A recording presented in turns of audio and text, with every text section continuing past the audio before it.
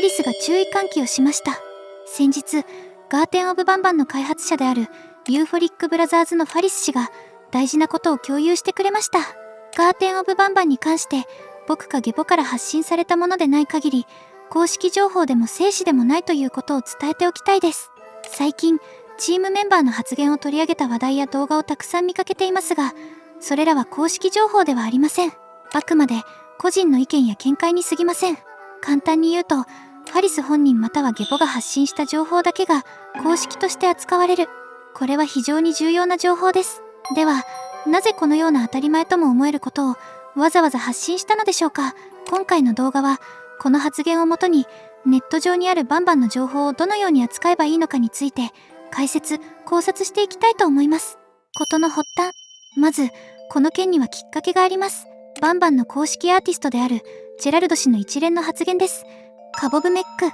リトルビーク。トレーラー公開後にこのような発言をしたことで、一部のファンはロボットの正式名称はカボブメック、あの会長はリトルビークなんだと解釈し、そのまま取り上げて話題にしました。そしていつしかそれらが公式情報であるかのように扱われ始めたんです。これが開発者であるファリス氏の目に留まり、今回の異例ともいえる注意喚起につながったと考えられます。私は過去の動画でもはっきりと言いましたが、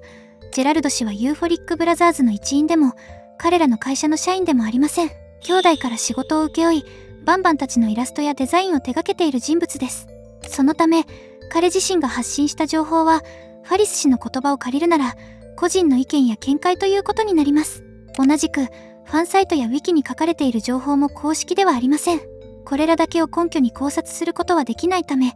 私は基本的に一時情報としては全く参考にしていません。自分でゲーム内を確認した方がより正確だからです。ただし、ここで勘違いしてはいけないのは、公式ではない情報イコール全て間違っているということではありません。ジェラルド氏が話した内容も、ウィキに書かれた内容も、結果的には正しい答えなのかもしれません。ですが、正しい可能性があることと、公式に確定していることは別です。そして、これは私がしている考察も同じです。私の考察も、あくまで個人的な意見です。ゲーム内の情報や資料、開発者からの正式な回答などをもとに、自分なりの答えを導いています。しかし、多くの方が誤解している部分でもありますが、考察とは必ず正解を出すことではなく、確認できる情報から自分なりの答えを導き出すことです。もちろん、その土台に正しい情報を使うことは大前提です。つまり、バンバンの公式情報として特に参考になるのは、ゲーム本編で描かれた内容、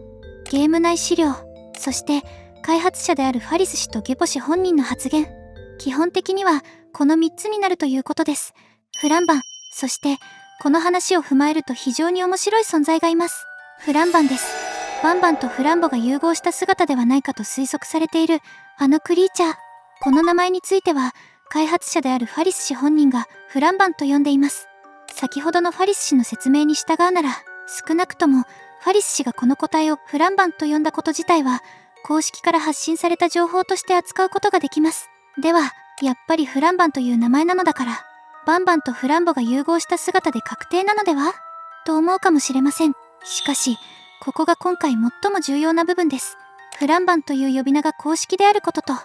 バンバンとフランボが融合した存在であるという解釈が公式であることは全く別の話です。名前は公式。しかし、その名前の意味をどう解釈するのかは考察なんです。確かに、フランボとバンバン。この2つを組み合わせれば、フランバン、非常にわかりやすい名前です。そのため、バンバンとフランボの融合体だと考えるのは自然でしょう。私自身も、その可能性は十分あると思っています。ですが、名前だけを根拠に、バンバンとフランボの融合体で確定した、と判断するのは、まだ早いです。彼ら兄弟は、架空のモンスターに特徴的な名前を付けることがあります。過去に投稿されたシークレット・オブシリーズでも、マスコットの名前が2点3点しているケースがあります。名前がそのまま正体を表しているのであれば非常にわかりやすい。ですが、フランバンという呼び名だけで、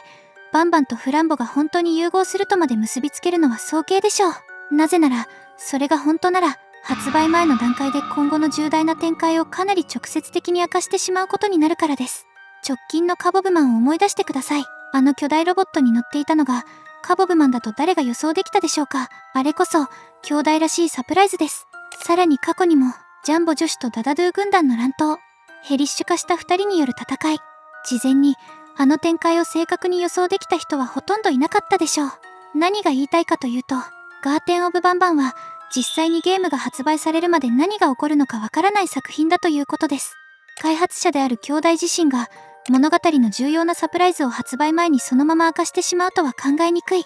だからこそ、ファリス氏がフランバンと呼んだからといって、それだけでバンバンとフランボの融合が公式に確定したとは言えないんです。そして、発売前の情報を探る上で、比較的信頼できる公的な情報の一つが商標申請です。商標は一般にも確認できる正式な情報であり、過去にも今後使われる名称を予測する材料になってきました。しかし、この動画を作っている段階では、フランバンという名称の商標は確認できていません。もちろん、商標が存在しないイコール正式名称ではない、という意味ではありません。すべてのキャラクター名が商標登録されるわけではないからです。ですが、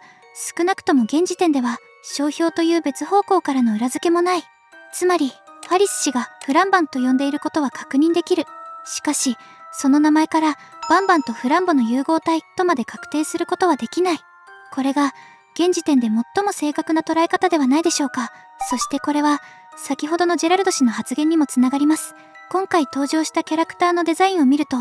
ジェラルド氏が制作していたコンセプトとの共通点も確認できます。つまり、ファリス氏がジェラルド氏の発言は公式情報ではないと説明したからといって、ジェラルド氏の話していた内容そのものが全て間違っているという意味ではありません。ここでも同じなんです。公式ではない。だからといって間違いとは限らない。ただし、公式に確定するまではそれを事実として扱うこともできない。リトルビークについても同様です。ジェラルド氏がそう呼んでいたとしても、それがコンセプト段階での名称なのか、正式名称なのか、あるいはデザイン変更によって別の存在になったのか、現時点ではわかりません。だからこそ、実際にバンバン9が発売されて、